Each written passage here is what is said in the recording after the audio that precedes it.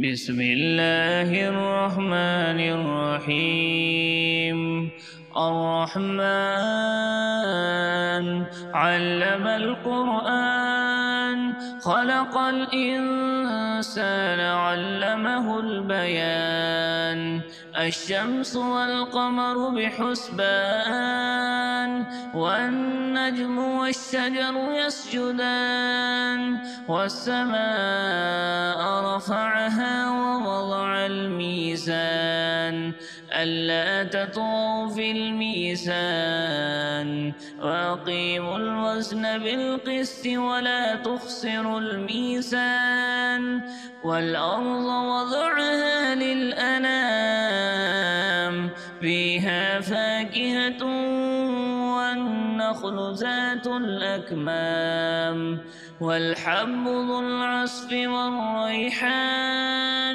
فبأي آلاء ربكما تكذبان؟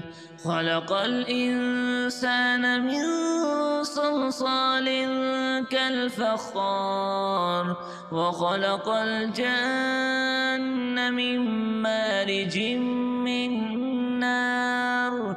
فبأي آلاء ربكما تكذبان؟ رب المشرقين ورب المغربين، فبأي آلاء ربكما تكذبان؟ مرج البحرين يلتقيان، بينهما برزخ لا يبغيان. فبأي آلاء ربكما تكذبان؟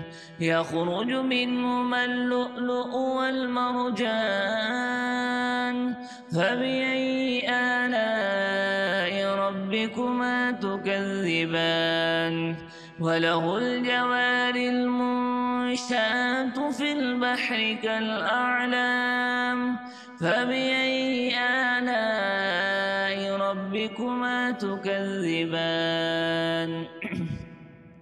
كل من عليها فان، ويبقى وجه ربك ذو الجلال والإكرام. فبأي آلاء ربكما تكذبان؟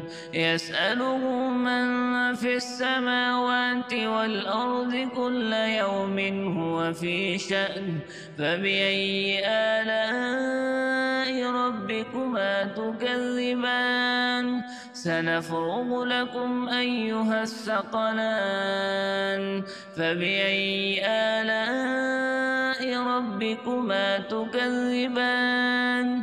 يا معشر الجن والإنس إن استطعتم أن تنفذوا من أقطار السماوات والأرض فانفذوا، لا تنفذون إلا بسلطان. فبأي آلاء ربكما تكذبان؟ يرسل عليكما شواظ من نار ونحاس فلا تنتصران. فبأي آلاء ربكما تكذبان؟ فإذا انشقت السماء فكانت وردة كالدهان. فبأي آلاء ربكما تكذبان؟ فيومئذ لا يسأل عن ذنبه إنس ولا جان.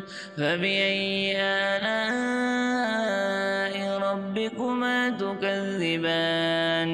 يعرف المجرمون بسيماهم فيؤخذ بالنواصي والأقدام. فبأي آلاء ربكما تكذبان؟ هذه جهنم التي يكذب بها المجرمون، يطوفون بينها وبين حميم آن. فبأي آلاء ربكما تكذبان ولمن خاف مقام ربه جنتان فبأي آلاء ربكما تكذبان ذواتا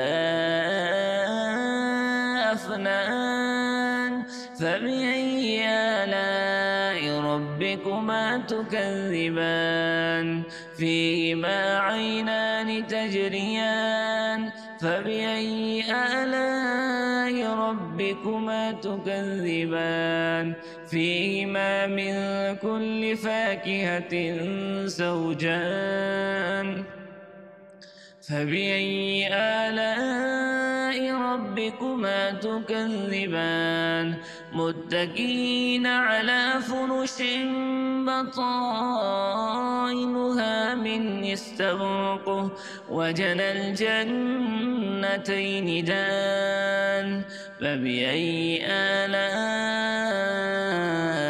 ربكما تكذبان فيهن قاصرات الطرف لم يطمسهن إنس قبلهم ولا جان فبأي آلاء ربكما تكذبان كأنهن الياقوت والمرجان فبأي آلاء ربكما تكذبان هل جزاء الإحسان إلا الإحسان فبأي آلاء ربكما تكذبان ومن دونهما جنتان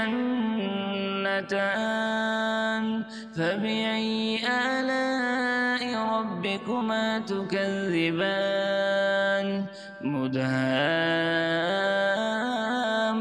مدهامتان فبأي آلاء ربكما تكذبان فيهما عينان نضاختان فبأي آلاء ربكما تكذبان